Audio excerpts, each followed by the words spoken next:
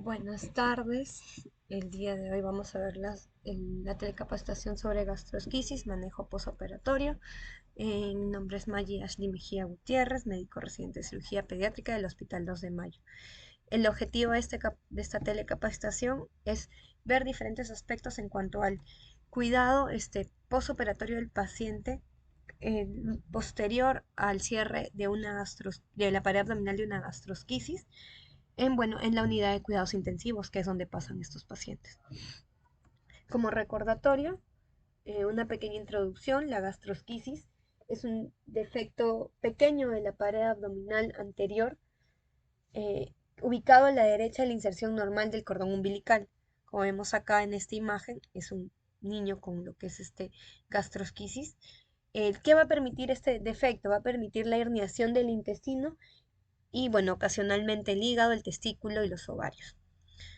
No hay saco cubriendo los órganos herniados, a diferencia de el otro defecto de la pared abdominal del onfalocele, y no hay rotación intestinal, por lo que los recién nacidos con gastrosquisis siempre van a tener malrotación intestinal. En cuanto a la epidemiología, eh, la gastrosquisis y tanto como el onfalocele son los defectos de la pared abdominal fetal más común. La incidencia ha ido aumentando con el paso de las décadas, llegando a una incidencia de 3 a 4 por 10.000 nacidos vivos. En cuanto a similitudes de sexos, es similar en fetos mujeres y varones. Eh, Hay mayor incidencia en lo que es gestaciones únicas que en múltiples. Y es más alta la incidencia en madres blancas no hispanas que en madres negras no hispanas. Y mayormente esto se presenta en mujeres jóvenes. En cuanto a la fisiopatología, va a haber un desarrollo alterado de la embriología, por lo tanto es importante conocer la embriología de lo que es el intestino. Durante la sexta semana el intestino va a crecer y va a migrar fuera del anillo umbilical, produciendo lo que es una herniación fisiológica del intestino.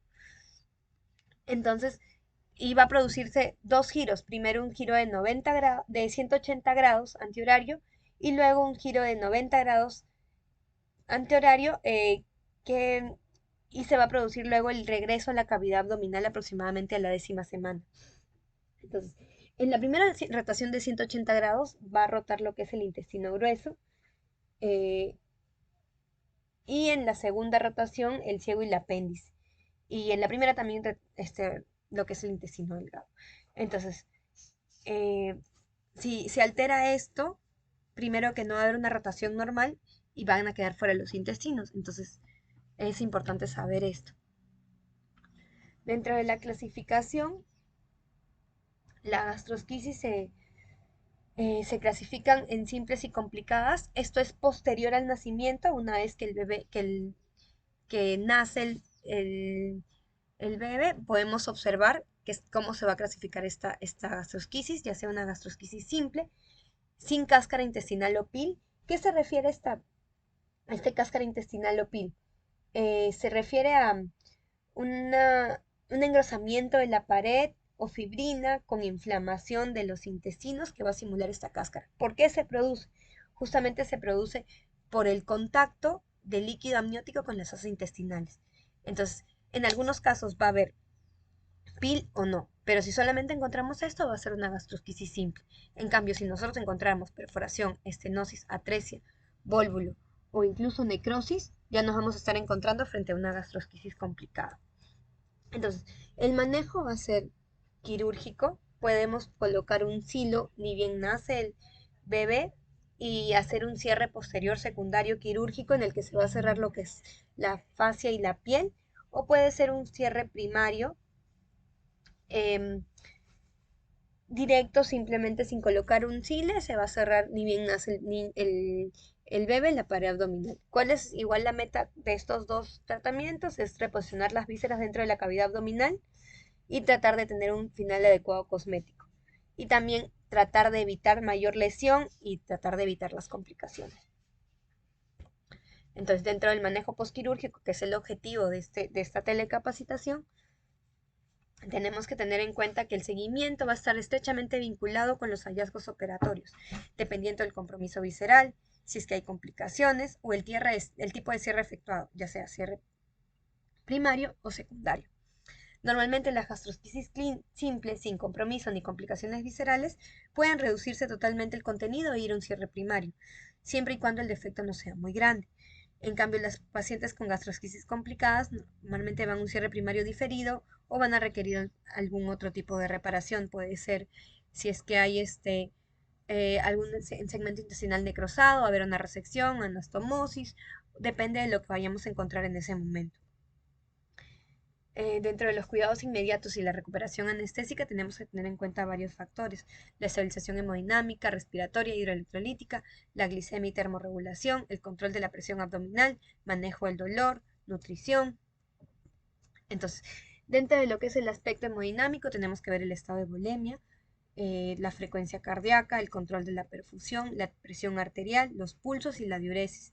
Entonces este bebé tiene que estar constantemente monitorizado porque pueden ser necesarios incluso expansiones de volumen con cristaloides, reposición de glóbulos rojos, transfusiones o incluso uso de inotrópicos si es que la presión arterial no está bien en parámetros normales.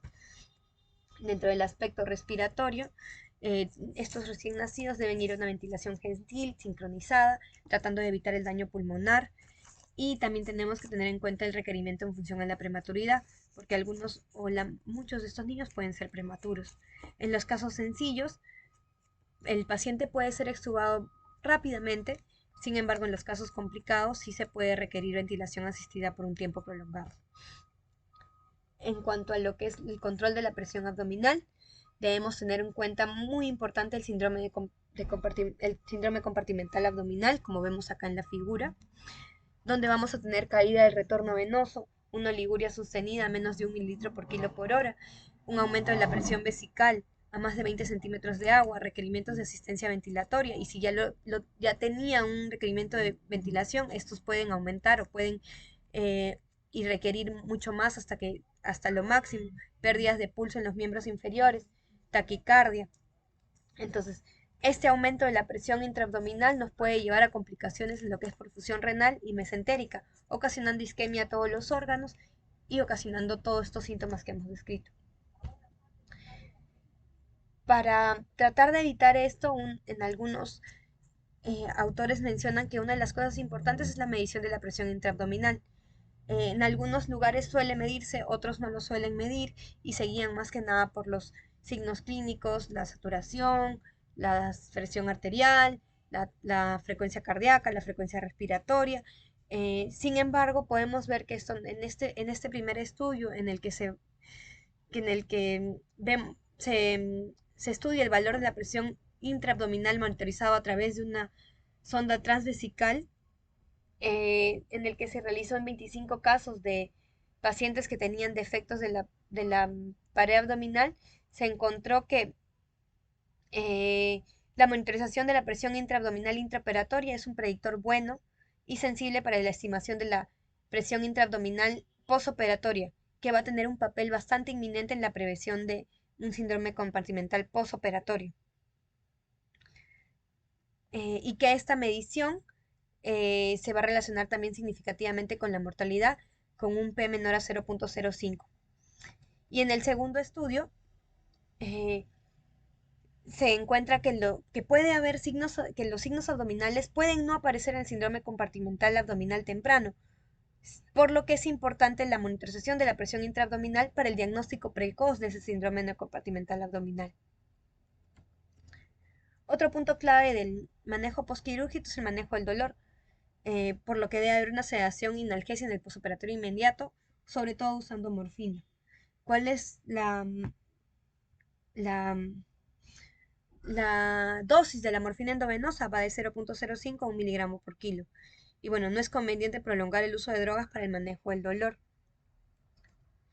Otro punto importante, la nutrición. Debemos evitar el catabolismo. Entonces estos bebés deben ir a nutrición parenteral total, hasta estabilizarse el medio interno y recuperar la diuresis. Em, Entonces, la recuperación anestésica y cuidados posquirúrgicos tienen como objetivo una adecuada recuperación funcional, una nutrición aceptable y evitar las complicaciones, para así minimizar la mortalidad asociada a lo que es el tratamiento. Eh, Otra de las cosas que vemos en el manejo postquirúrgico es cuando este niño va a empezar a comer. Entonces, esos pacientes van a estar en hilio o pueden algunos estar con síndrome de intestino corto, insuficiencia intestinal y van a estar recibiendo nutrición parenteral total. Entonces, ¿qué tenemos que hacer? Es optimizar tanto los controles de ingresos y egresos y reponer pérdidas y evitar disturbios hidroelectrolíticos. Entonces, eh, en cuanto a la alimentación de estos bebés, para iniciar la alimentación, siempre tiene que ser con bastante cautela, ni bien se ponga en manifiesto la recuperación del tránsito intestinal, tratando de evitar siempre el ayuno prolongado. Entonces, ¿qué vamos a tener que ver? El estado del abdomen, si hay vómitos, el residuo bilioso o incluso si hay presencia o no de deposiciones. Entonces, ¿con qué se debe iniciar esta alimentación? Lo ideal, leche materna. Pero si es que no tuviéramos esto, la fórmula maternizada, según también la condición del paciente. Entonces, dentro de los aspectos infecciosos, estos niños deben ir a una cobertura antibiótica de amplio espectro, toma de cultivo si fuera necesario, descolonización intestinal selectiva una vez al mes. Y para evitar todo esto debemos tener en cuenta que siempre el personal de salud debe tener un lavado de manos a conciencia y manejo estéril y cuidado de los catéteres, para así evitar mayor contaminación de estos recién nacidos. Y bueno, esta es la bibliografía que se ha tomado, que se puede acceder en esos links. Muchas gracias.